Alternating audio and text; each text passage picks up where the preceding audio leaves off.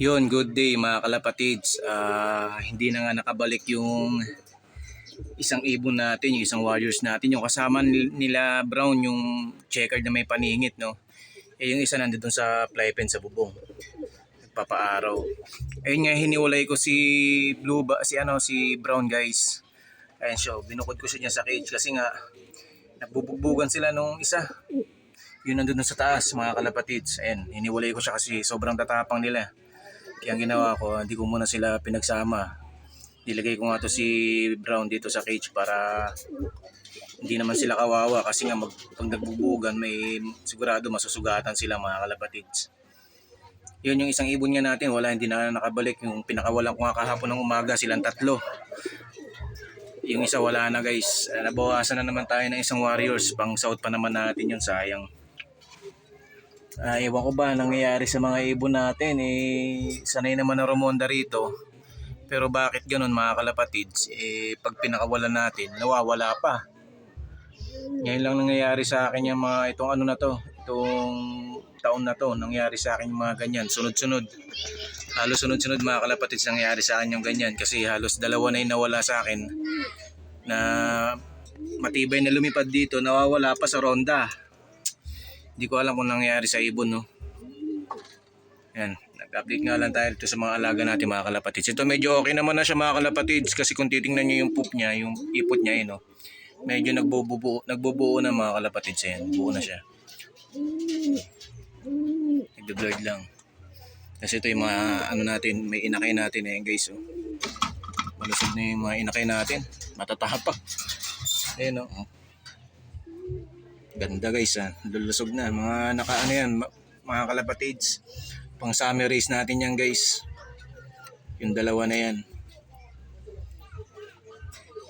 Yan lang muna yung i-breed natin kasi wala naman tayong ibang ibon, ilang piraso lang yung ibon natin. Ito, guys, ito yung itlog niyan, tinanggal ko na yung isang itlog niyan mga kalapatids ay artificial egg na. Hindi naman natin bubuhayin yan kasi nga hindi pwedeng magsubo yung babae kasi nilalaban natin. Tsaka magtatay yan mga kalapatids. Magtatay yan, dalawa na yan. Yan mga kalapatids, yung mga ibon natin. Sana makabalik pa yung isa, guys. Sayang kasi ilan na lang yung pang south natin. Ito, yung pinapagaling na, yung nire-recover natin. Tapos ito si Brown, tapos yun nandun sa fly pen, nasa taas. Ito baka isaba ko rito ng training si Ampon. Tatawagin nating Ampon to mga kalapatids, no. Si Blue Bar kasi nga inampon natin siya, pinapakawalan na natin, bumabalik dito. Buti pa nga to mga kalapatids nakabalik. Apat yan sila pinakawalan ko pala. Ito tsaka si Brown, tapos yung nandun sa fly pen yung black check na isa na checkered din. Tapos siya nga yan. Ang tagal nila bago umuwi silang ito, ang unang umuwi si Brown tsaka yung isa, yung nandun sa bubong. Ang nahuling umuwi ito, tsaka yung isa nga hindi na nakauwi. Ito nakauwi pa. Siguro ang layo ng narondahan nila mga kalapatids, no. Kasi ngayon ko na lang ulit sila pinalabas ng umaga. Kasi tuwing hapon ko sila pinakawalan, ngayon pinalabas ko sila ng umaga kahapon. Ayun, siguro nagdayo mga kalapatids. Pero ito, bilib ako rito kasi nga nakauwi. Kasi sumabay talaga siya sa lipad nila Brown. Ang taas ng lipad nilang apat, nayaan ko na, tapos bumaba na ako kasi sobrang init nga rito sa bubong. Kaya bumaba na agad ako. Ito, nakabalik. Yung isang wala. Pero sana makabalik pa mga kalapatids. Ayun lang, guys, mga kalapatids, no. Update ko lang kayo bukas sa race natin kasi loading day na naman natin mamaya, guys.